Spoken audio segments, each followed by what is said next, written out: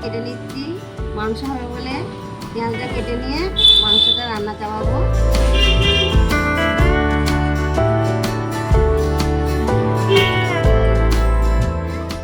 মাংস রান্না হবে বলে শিলটা ধুয়ে নিই, মশলা করব, মশলাটা করে নিই আর মাংসটা হবে। শিলটাকে ধুয়ে নিই পরিষ্কার করে, তারপরে জিরেটা দিয়ে দিলাম, এই জিরেটা দিয়ে দিলাম, এই যে জিরেটা দেওয়া হয়ে গেল। এবার শুকনো লঙ্কাটা দিলাম, দিয়ে এই কাঁচা লঙ্কা কটা দিলাম, সব কিছু দিয়ে পেস্ট করে এগুলো বাটা হবে, বেটে মাংস রান্না হবে।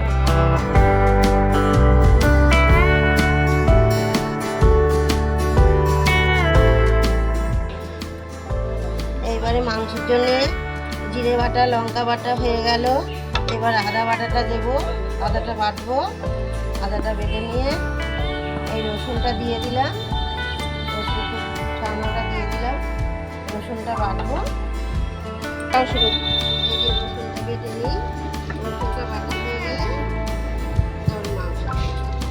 এই যে মাংসটা ধুয়ে নিয়ে এসেছি, এই যে মাংসটা ধোয়া হয়ে গেছে, পরিষ্কার করে ধোয়া হয়ে গেছে, মাংসটা খুব ভালো। এই যে এবার মাংসটার মধ্যে হলুদ দেবো, একটু হলুদ দেবো, একটু লবণ দেবো, দিয়ে এই যে তেল দিলাম, অল্প করে দিলাম, আবার তো কড়াইয়ে দিতে হবে, এখন একটু মাখানোর জন্য অল্প করে দিলাম।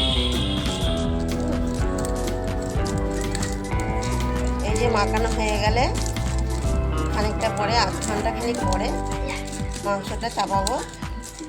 মশলাটা বাটা হয়ে গেছে মাংসের জন্যে, মশলাটা এবার বাটা হয়ে গেছে, মশলাটা এবার ঢেলে নেবো। ঢেলে রান্না হবে এখনই, খুব শিগগিরই। এই যে মশলাটা ঢেলে নিলাম,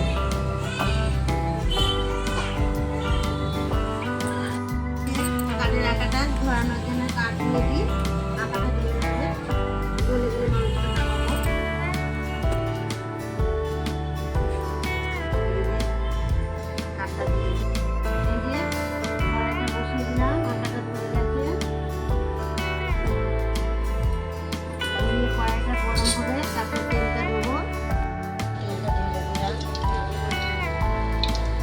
তেলটা একটু গরম হোক, তারপরে আলু কাটা ভাজবো। আলু কাটা আমাদের নুন দিলাম, একটু হলুদ দিলাম, দিয়ে একটু মাখিয়ে নিলাম আলু কাটা। এবার তেলটা গরম হলে আলু, এবার কড়াইয়ের মধ্যে আলু কাটা দিয়ে দেবো, আলু কাটা ভাজা হয়ে যাবে।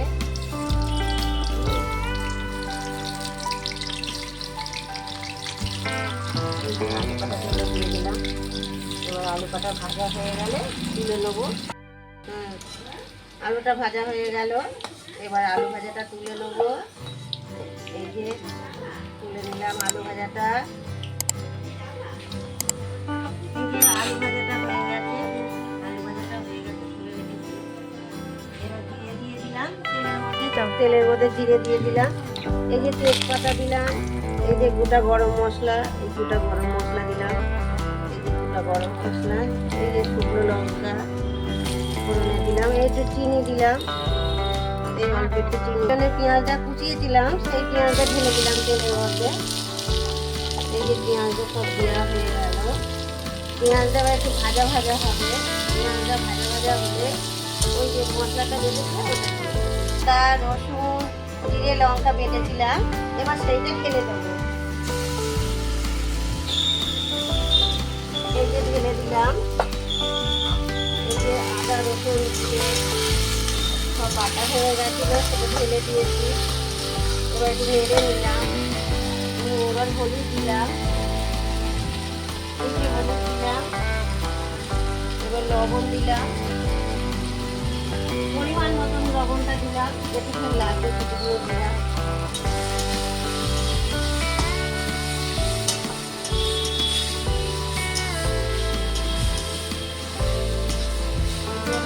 মশলাটা একটু ভাজা ভাজা করে নেবো। এই যে মশলাটা একটু কষা কষা হয়েছে, সামান্য একটু জল দিয়ে দিলাম। এই যে ভাজা ভাজা হয়ে গেছে মাংসটা, ফুলটি গরম হয়ে যাচ্ছে, এত আগুন ফুলটি গরম হয়ে যাচ্ছে, এটা ফুলটি ধরতে পারছি না।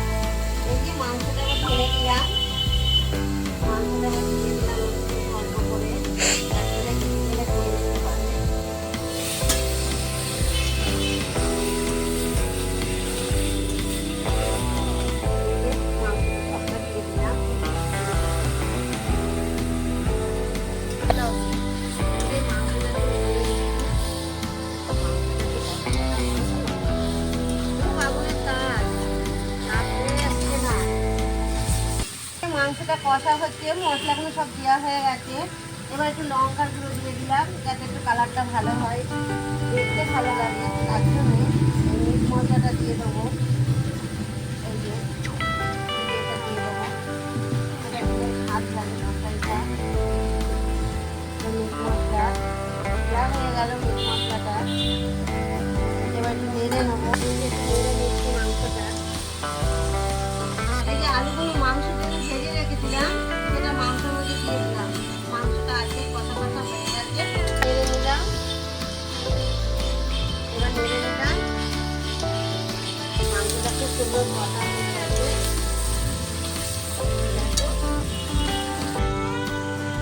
এই যে মাংসের মধ্যে জলটা দিয়ে দিলাম, মাংসটা কষা হয়ে গেছে, এই যে জলটা দেওয়া হয়ে গেল।